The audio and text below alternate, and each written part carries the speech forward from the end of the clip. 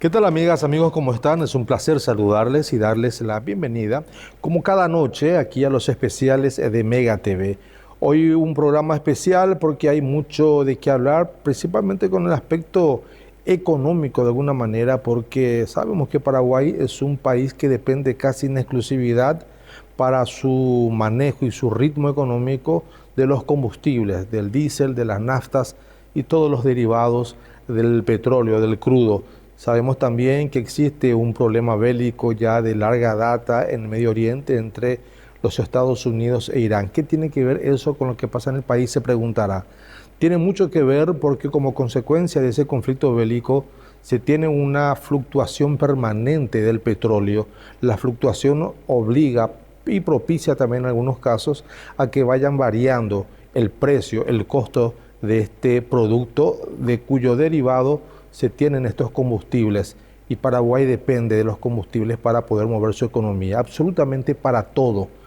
Por eso es que cuando sube el precio de los combustibles generalmente empieza a subir paulatinamente los precios de casi todo, incluyendo por supuesto la canasta básica. Por eso es que lo invitamos, vamos a hablar de este tema y para nosotros es un gusto tenerlo.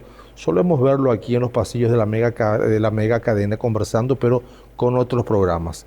Hoy le toca conversar con nosotros, un amigo de la casa, una persona a quien apreciamos muchísimo y un gran conocedor de todo lo que tiene que ver con el mundo del petróleo, con el mundo de los combustibles y todos sus derivados. Miguel Velázquez, es un gusto saludarte.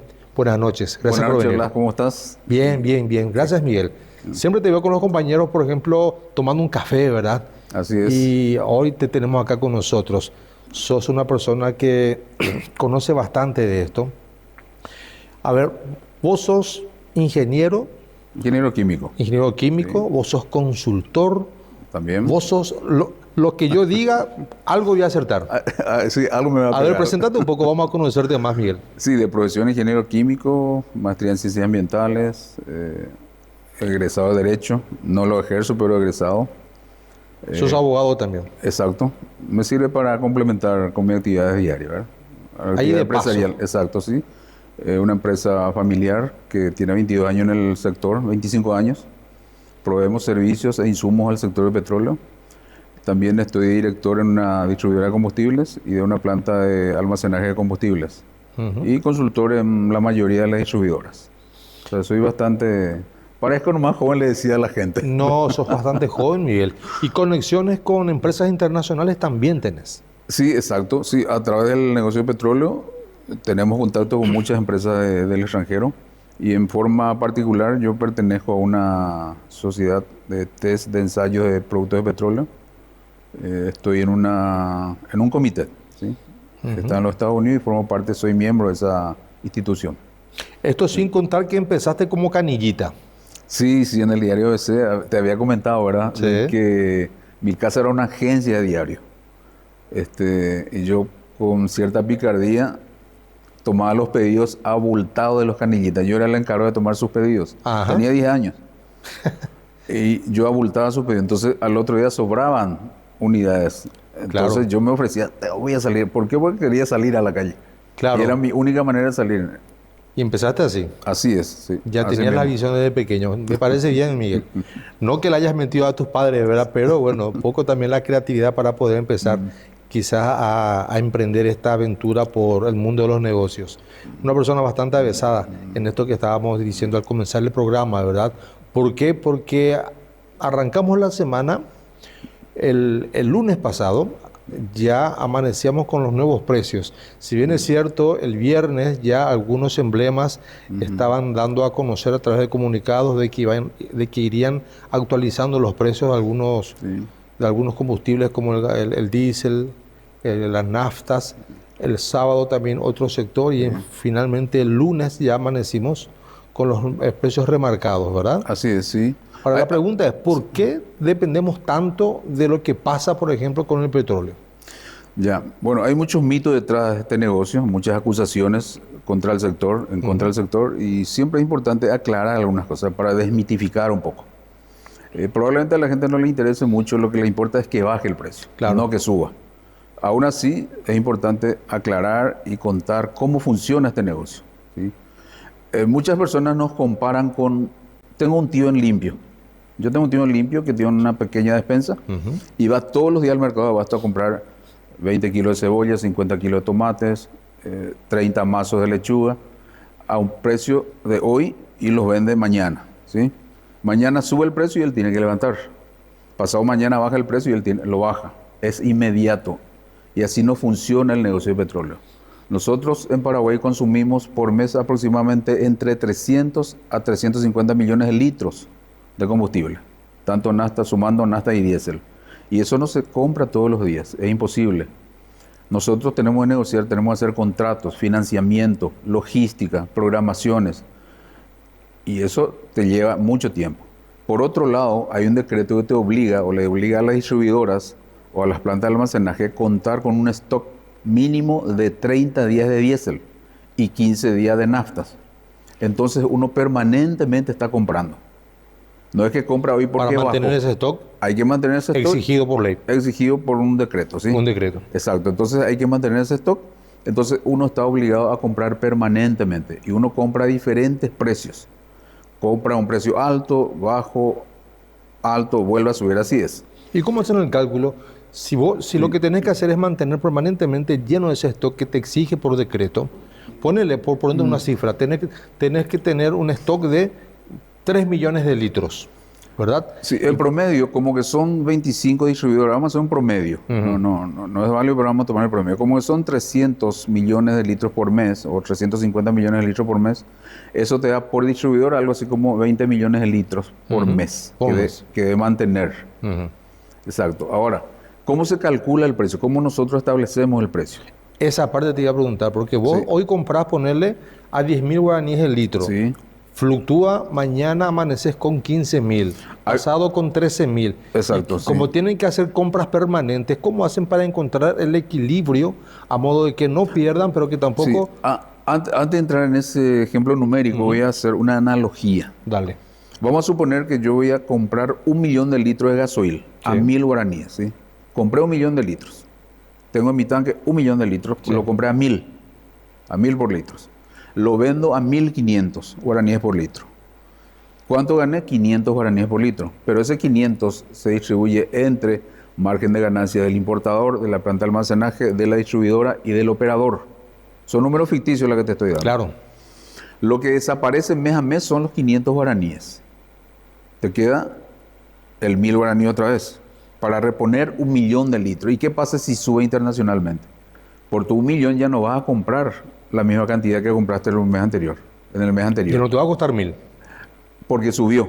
Claro. Por lo tanto, si empleas, si ya gastaste los 500 repartiendo, porque tenés costo de mantenimiento, salario, impuestos, una serie de cosas, ese 500 desaparece.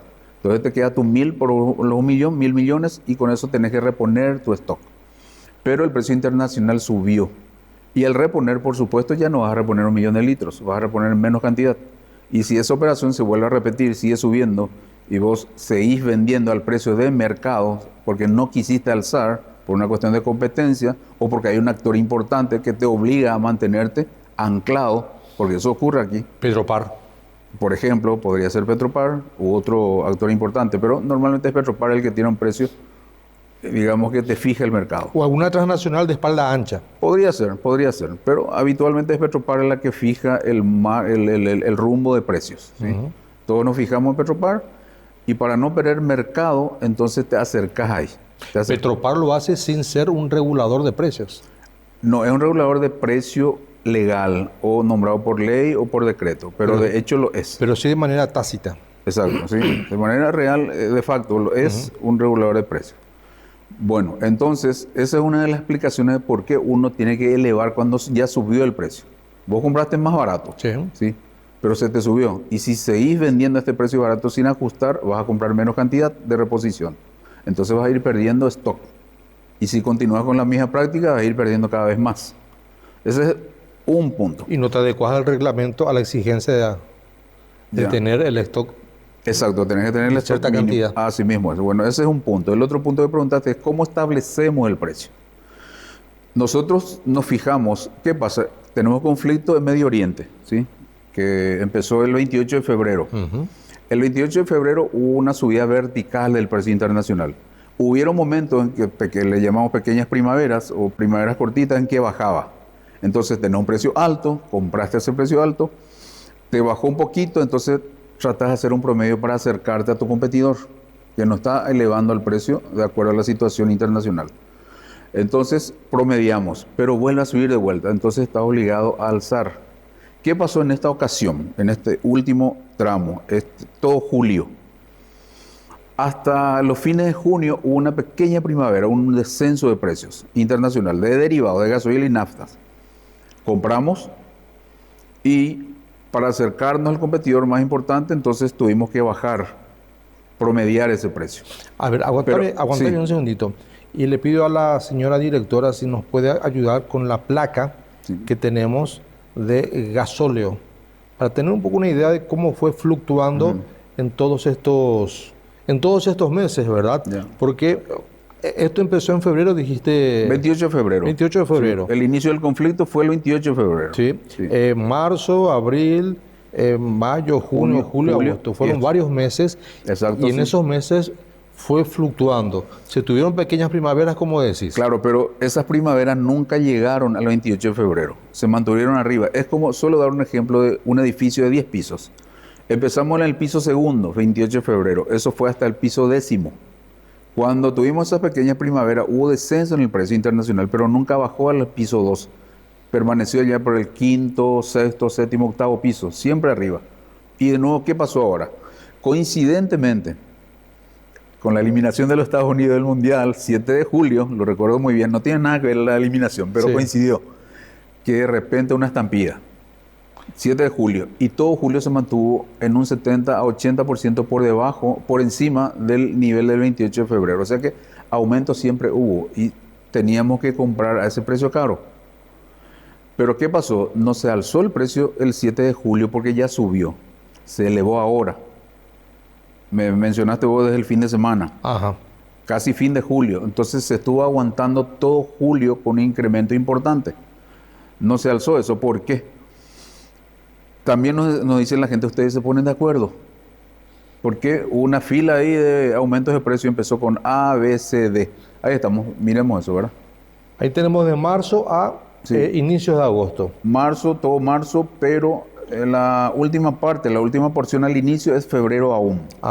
Ahí empezó a subir, estaba en el orden de los 2,5 dólares el galón. Una subida vertiginosa fue. Exacto, verticalísimo. Entonces hubieron aumentos importantes en ese periodo, pero también hubieron descensos. Pero fíjate que nunca llegó al nivel del 28 de febrero. Nunca. No, ya no. Nunca. Por otro lado... En julio, ahí podemos observar que en julio... Sí, hubo un salto de nuevo. Quizás la baja más pronunciada desde que empezó el conflicto bélico hasta la fecha. Claro, pero nunca a los niveles. Pero nunca a los niveles de febrero. Exacto, el 28 de febrero. Y fíjate que allá por el 7 comienza la subida, 7 de julio. Y te mencionaba el hecho de que coincidió con la eliminación de los Estados Unidos, que no tiene nada que ver, pero... Pero qué suerte que se eliminaron. No, es un comentario aparte, no importa. Perfecto, bueno. Y hoy esta es la situación. Ahora bien, hoy empezó a bajar el precio del crudo y de los derivados, que es lo que nosotros importamos. Claro. Derivados son ya los productos finales, gasoil y nafta, ¿sí? Eso es lo que nosotros importamos en Paraguay. Bien. Hoy bajó y la gente está diciendo, bajó el precio. ¿Por qué ustedes alzaron? Pero alzamos por el pasado. Porque nosotros ya tenemos productos adquiridos a un precio alto, que lo está mostrando en la gráfica. Eso es lo que está ocurriendo. Ustedes adquirieron, ponele, a finales de julio. Permanente eso es. Porque como que somos 25 distribuidoras, no coinciden en la reposición cada uno. Ustedes cuando hacen la compra para reponer... Sí. ¿Lo hacen a través de APESA? No. A ver, el decreto del Ministerio de Industria y Comercio 10.911 del año 2000 reconoce a diferentes actores. El primer actor es refinería, que no tenemos. Segundo serían las plantas de almacenaje, que pueden importar y almacenar y distribuir y entregar a distribuidora. ¿Qué es una distribuidora? Aquella que tiene estaciones de servicio en la calle. Es la tercera categoría, distribuidoras. ¿Ves una estación de servicio con un emblema en la calle? Esa es una distribuidora. Después está el transporte y el último eslabón en la cadena son las estaciones de servicio, que están nucleados una gran parte en APESA. APESA es la Asociación de Propietarios de Estaciones de Servicios y Afines. No tiene nada que ver a peso con otro. El importador negocia con quién? Con lo que llamamos trader. Trader es la figura o es el ente o el actor que compra el producto de las refinerías. Nosotros no vamos a la refinería directamente. Es como un intermediario. Es el dueño del producto, es el que compró de la refinería. A ver, un broker no tiene nada que ver con nosotros, trader. El trader va y compra, negocia con Exxon, Mobil, Shell, compañía con grandes refinerías, ¿sí? Y ellos adquieren el producto. Ellos son los intermediarios, digamos, pero es el que compró el producto. Nosotros, o la distribuidora o las importadoras, negocian con los traders. ¿Y no es más rentable comprar directamente de la refinería? Y difícil, es un proceso difícil. Nuestro volumen, Paraguay representa el 0,05% del mercado mundial. Depende del volumen que compren. Y es difícil negociar con ellos. Ellos prefieren negociar con los traders, son volúmenes seguros y elevadísimos. Por el trader compra para Paraguay, para Sudamérica, para Centroamérica, el Asia, para todos lados. Transnacionales gigantescas. Exacto, así mismo es. Por eso es mucho más fácil trabajar con los traders. Se trabaja con los traders. Bueno, ¿cómo fijas el precio? El trader no viene a decirte yo te voy a vender a este precio y el otro trader no, yo te vendo más barato. No, por eso es que hay una referencia internacional y la referencia son las bolsas. Hay bolsas en donde se cotizan los commodities, los productos, las materias primas. Una está en Nueva York, ¿sí? Que es la NYMEX, puede estar el ICE en Europa o en Arabia Saudita. Nosotros normalmente nos fijamos en la bolsa de Nueva York. Fijamos el precio del producto en Nueva York. Pero el precio del producto tenés que fijarle el diferencial que le impone el trader. ¿El diferencial en qué consiste? El diferencial incluye su margen de ganancia, fletes, seguro, calidad de producto. Esto que vimos recién en la curva, esta es producto, ese es precio del producto. Eso es lo público, lo que uno puede visualizar y ver. Pero lo que uno no conoce es el diferencial. El diferencial te impone el trader, el que te va a vender el producto. Financiación también está detrás de eso, ¿verdad? ¿Qué suele ocurrir? De que vos, trader, me entregas un producto y te digo, mira, dame 30 días y te doy 30 días de financiación. A los 30 días vamos a fijar el precio. Lo que negocio contigo es tu diferencial. Vos me decís, yo te voy a entregar el producto y me vas a pagar el diferencial de tantos dólares por cada millón de litros o por metro cúbico, como sea, ¿verdad? Me fijas ya tu premio. Premio le dicen normalmente en Paraguay, ¿verdad? Pero el premio es el diferencial, que incluye todo lo que te comenté, ¿verdad? Flete, seguro, calidad de producto, impuestos y riesgos inherentes al comercio, ¿verdad? Todo eso le suma, eso es el diferencial que le llamamos premio en Paraguay habitualmente. Bueno, eso es lo que fijo contigo. Entonces me das 30 días para fijar el precio de la pantalla. Tu parte ya está, sí, ya es fijo. Y te digo, llega a los 30 días y veo que el pico del producto está muy alto, que no se corresponde con la realidad en el mercado paraguayo. Entonces te digo, no quiero cerrar este mes, espérame el siguiente mes. Perfecto, te espero, pero te aumento un 2%. Perfecto. Y me aumenta un 2% y me vas encareciendo el producto.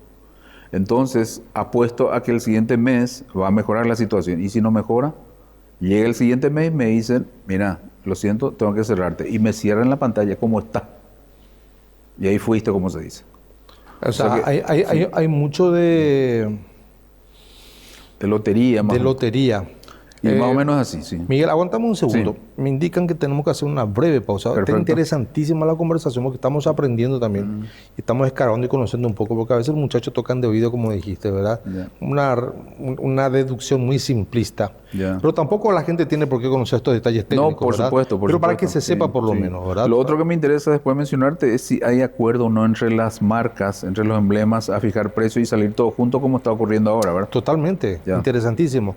Estamos con Miguel Velázquez, una persona muy, muy conocedora del tema, del rubro, del petróleo, de los combustibles, una persona muy preparada también justamente al respecto. Breve pausa, en instantes seguimos con más especiales de Mega TV.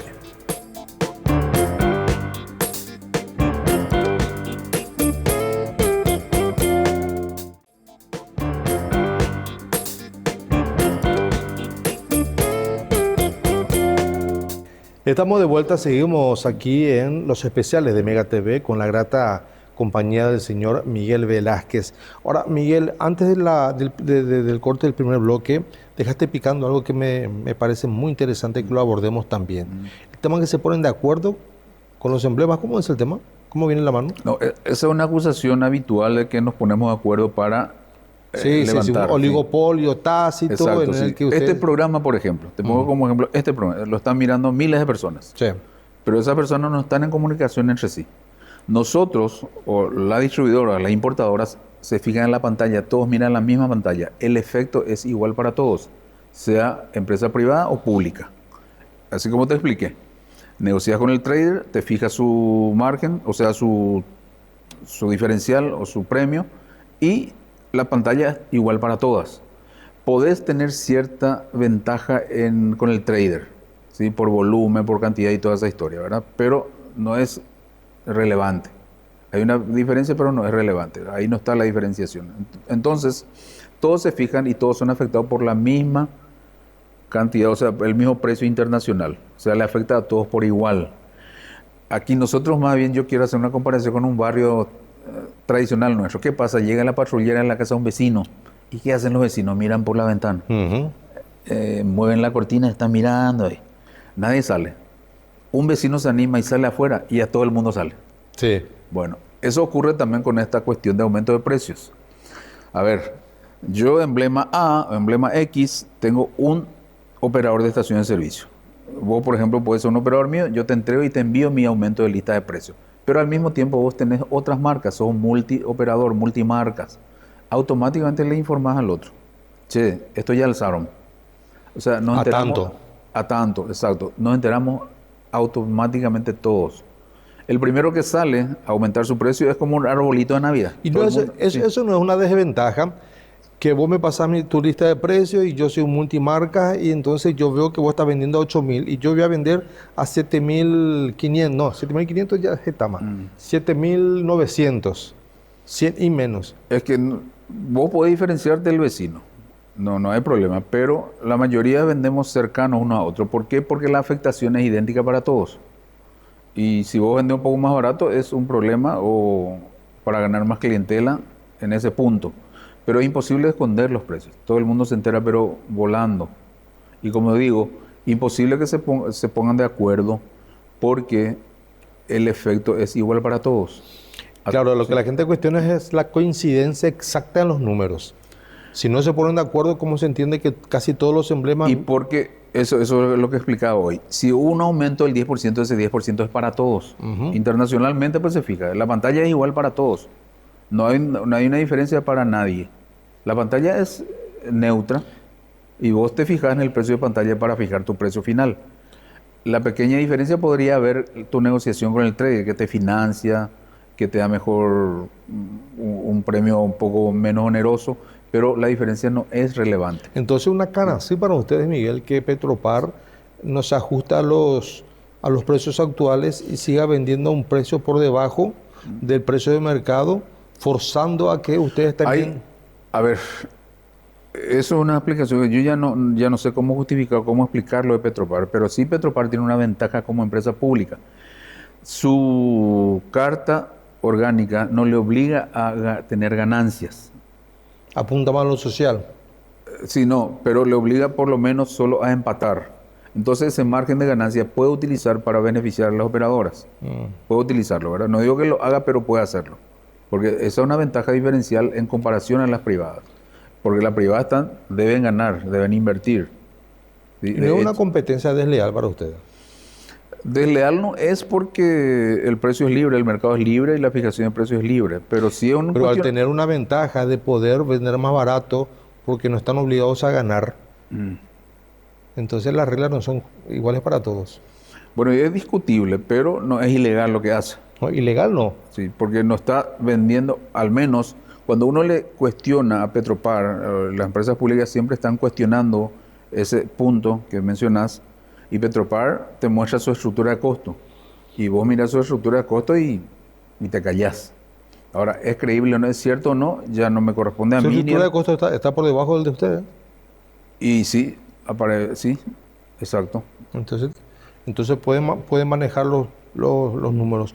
Miguel, antes que te vayas, Sí. no quiero despedirte sin antes abordar un tema también importante, y sé que sos también especialista en esto.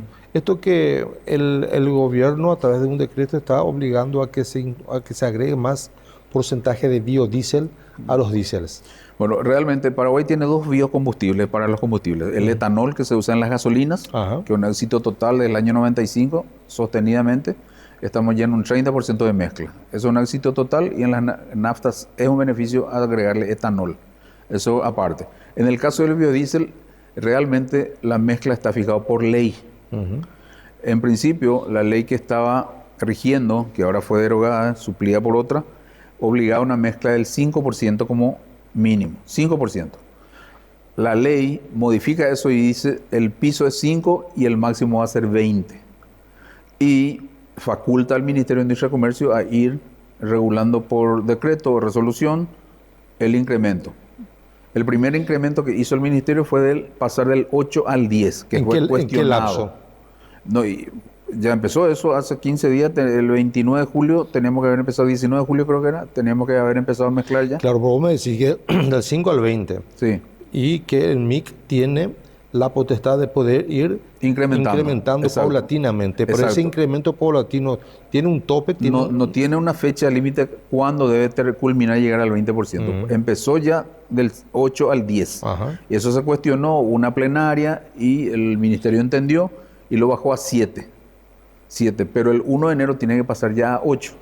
Y así yo creo que durante el 2027 va a ir incrementando lentamente hasta, y no sé cuándo va a llegar al 20%. ¿Y por qué hay oposición? Bueno, el tema son varias razones. Uno, los fabricantes automotrices te fijan en la mayoría de los casos máximo 7%. Entonces, si cargas por encima del 7, perdés garantía. Si tenés algún problema mecánico relacionado al combustible, no te va a reconocer. Y te puede reventar el auto también, ¿no? Capaz que no, ¿verdad? No puedo garantizar. Pero a sin largo hacer- plazo, porque si por algo te dicen hasta 7%. Claro, esos modelos están hechos y para esa cantidad. Hay modelos que admiten más cantidad, pero vos en un país no puedes tener tantos productos de acuerdo a vehículos que tenés, ¿verdad? Este para 10, otro para 12, otro para 7, otro para 8. Entonces, Y aparte si es impredecible exacto. en qué momento vaya aumentando. Entonces la lógica te dice que tenés que regular por el menor. Si te dice 7, este 10, este 15, tenés que hacerlo para 7. ¿Por qué? Porque el de 10 admite 7, el de Sí. 15 también, pero el de 7 no admite 10 ni 15. Capaz no pase nada, pero perdés la garantía. Ese es el primer hecho.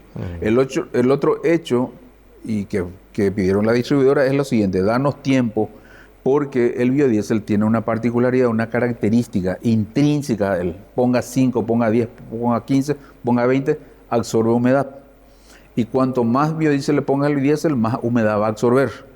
Entonces, lo que se le pidió es darnos tiempo a verificar todas nuestras instalaciones de que estén en condiciones.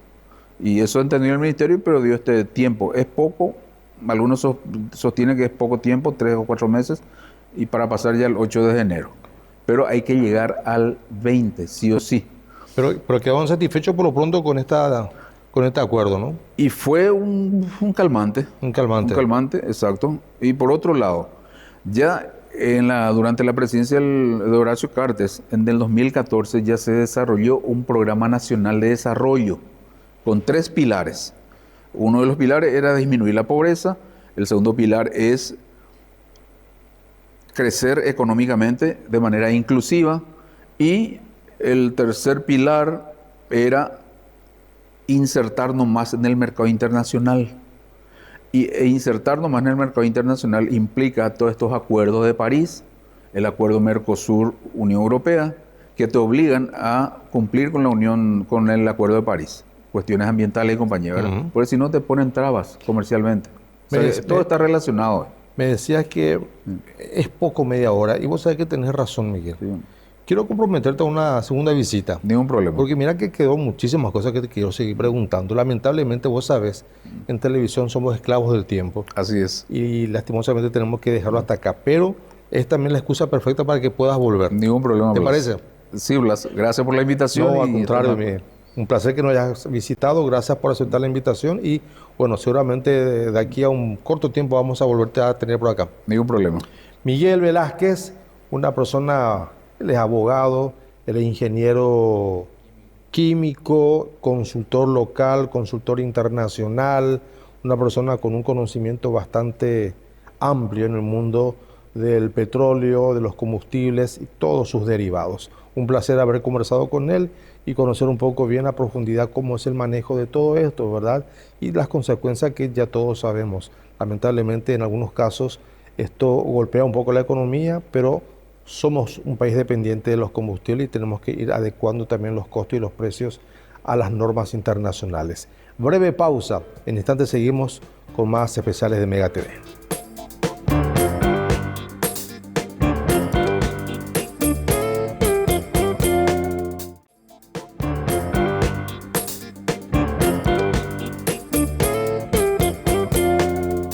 Estamos de vuelta ya en la parte final de los especiales de Mega TV y en estos últimos 15 minutos vamos a conversar con Enrique López Arce, una persona a quien estimamos bastante y también muy especializada en el mundo del trabajo. Salario mínimo, 3.044.000 guaraníes, ¿se está pagando o no se está pagando? Hay denuncias, no se está denunciando, porque atención a este dato que lanzó el INE, el Instituto Nacional de Estadísticas. Aumentaron los casos de empleo, disminuyeron los casos de desempleo, pero aumentaron los casos de la subocupación. Todos los detalles con Enrique López Arce. Aquí ya lo saludamos. Enrique, ¿cómo estás? Buenas noches, gracias por atendernos. ¿Qué tal, Blas? Un saludo cordial para vos, para la audiencia. Muy buenas noches. Y efectivamente, decís bien, Blas, el fin de semana pasado, hace unos pocos días, el INE, el Instituto Nacional de Estadística, lanza las cifras oficiales del empleo del segundo trimestre 2026. Estamos hablando de abril, mayo, junio, que ya tenemos las cifras oficiales, ¿verdad? Sí. Y lo adelantabas bien, Blas, tenemos una disminución específicamente del desempleo, que va con la línea estadística. Normalmente el segundo trimestre es mejor que el primero, ¿verdad? El desempleo abierto, que es la gente buscando activamente empleo, disminuyó de un 5,3 a un 4,1 en el 2026. Entonces tenemos 139.361 personas buscando activamente empleo. Cuando lo vemos versus el mismo trimestre del año pasado, del 2025, esta disminución representa 28.217 ciudadanos. Pero fíjate, en la misma línea, cuando miramos la subocupación, esta subocupación subió a 163.088 y eso representa 37.464 ciudadanos más en la subocupación. O sea, ya no hay tanta gente buscando, o sea, disminuye en 28.000, pero aumentamos en 37.000 la gente subocupada. Vamos a mirar algunos números para entender y poder responder bien tu pregunta. ¿Qué está pasando con el salario mínimo, verdad? ¿Se está pagando? ¿Cuesta o no cuesta pagar ese salario? La gente denuncia. Bueno, vamos a mirar también el empleo por sectores, ¿verdad? El sector primario tuvo una disminución en el campo de un par de dígitos, ¿verdad? Bajamos a 403.683 personas en el campo. En la industria disminuimos también un poquitito, bajamos a 353.031, estábamos en 359 en el primer trimestre. En la construcción también descendimos de 270, bajamos a 261.940, pero cuando miramos versus el mismo trimestre, en el 2025 tuvimos un aumento. En cuanto al sector terciario, y aquí subrayamos esto, Blas, ¿verdad? Principalmente aumentamos, pasamos los 1 millón en comercio y aumentamos también en servicios y tuvimos una ligera disminución en otros del sector terciario, que específicamente, digamos, es el sector financiero, de 399.000 personas en el sector financiero, transporte, cooperativa, tuvimos una pequeña disminución. Y cuando hablamos de asalariados privados, ¿verdad? Pasamos de 1.370.000 a 1.423.000. Y cuando vemos versus mismo trimestre, estamos hablando de una mejora de aproximadamente 30.000 personas, ¿verdad?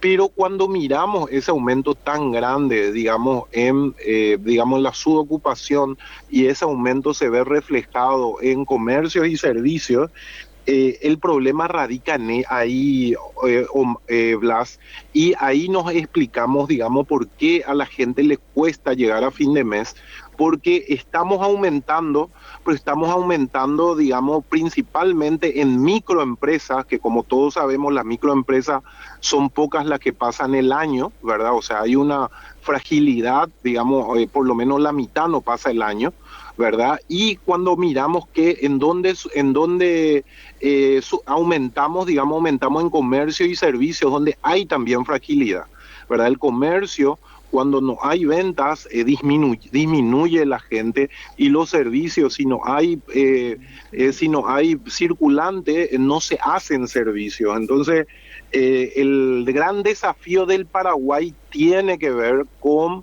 digamos, en este momento un sobreendeudamiento, porque estamos aumentando, pero estamos aumentando, digamos, en salarios cercanos al mínimo, o salarios que no llegan al mínimo. Entonces, por eso es que le está costando a la gente llegar a fin de mes. Nuestro desafío: aumentar el empleo, pero aumentar en las industrias, aumentar en las empresas grandes, porque ahí están los mejores salarios, Osmar. Y en cuanto a cuesta este aumento del salario mínimo, y efectivamente cuesta a la mayoría, porque como explicamos, el 70% de nuestras empresas son micro, Omar, Blas. Totalmente, claro. Quita más gente de lo que es las estadísticas de gente desempleada, pero es como una solución parche, ¿verdad? Algo momentáneo, algo que en cualquier momento puede salir de esa franja de subempleo y entrar nuevamente al sector del desempleo.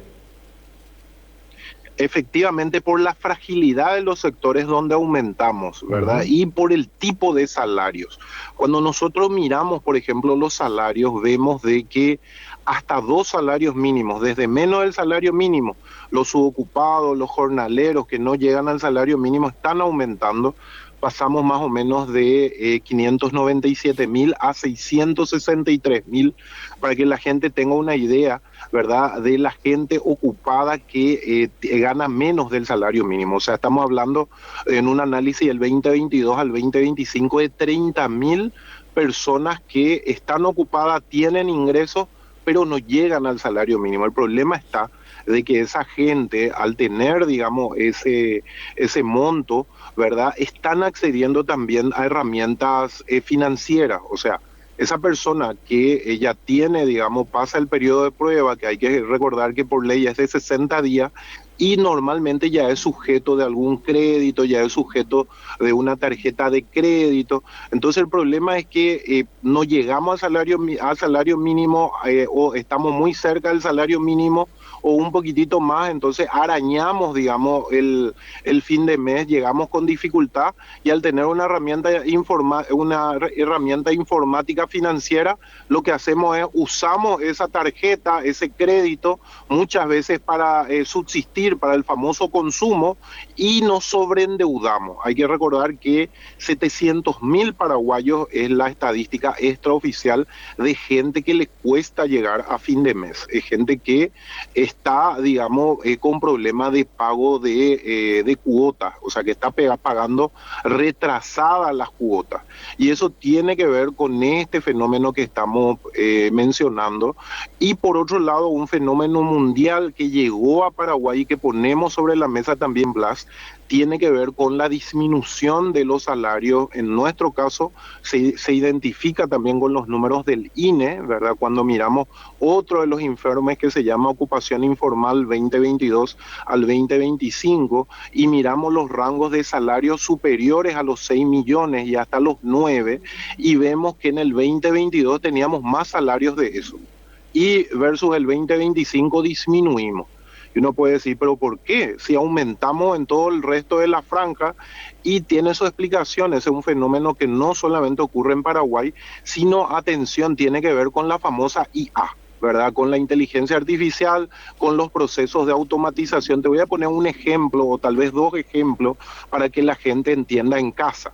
Un estudio jurídico de los grandes de repente contrataba 4 estudiantes de Derecho para buscar la famosa jurisprudencia, los famosos antecedentes judiciales. Hoy con la IA, ¿verdad? Se contrata un estudiante, que antes se contrataba 4, ¿verdad? Y con la IA, ese estudiante es el que supervisa el tipo de calidad de información. Antes se tenían 4, digamos, mandos medios, salarios superiores a los 6 millones, pero hoy con la IA y con los procesos de automatización, esos 4, en realidad uno lo está supervisando, porque muchos de los procesos se automatizan. Entonces, este fenómeno, principalmente en el sector bancario, en el sector financiero, está llegando fuerte, y en las empresas grandes, donde se están disminuyendo los salarios que todos queremos, ¿verdad? Salarios de 7,5, de 9, superiores a los 6, estamos teniendo menos. Y eso se origina, digamos, porque, digamos, el buen empleo es de empresas grandes, que tenemos más pequeñas y micros, y principalmente por este fenómeno que explicamos de la automatización y la IA, Blas. Interesante estos números, interesante también la reflexión que estás haciendo, y bueno, vamos a estar nosotros también haciéndole un seguimiento, por supuesto, a cómo va evolucionando todo esto. Y ya no baja la guardia, ¿verdad? Porque bajó el desempleo, pero aumentó el subempleo, que si bien es cierto, ayuda, pero no es la solución real ni definitiva al problema del trabajo. Enrique, muchísimas gracias por tu tiempo, como siempre, muy amable. Gracias por esta conversación. Y sobre todo, muchas gracias a ustedes también, Blas, y sobre todo decirle a la gente de que el sacar un crédito o usar la tarjeta de crédito para subsistir no es el camino, sino que de repente tenemos que hacer un análisis profundo de cuánto es lo que metemos y cuánto es lo que gastamos. Entonces, hoy 700.000 paraguayos con problemas de sobreendeudamiento, les cuesta pagar cuentas, y eso tiene que ver con el fenómeno que explicamos. Muchas gracias, Blas, a las órdenes.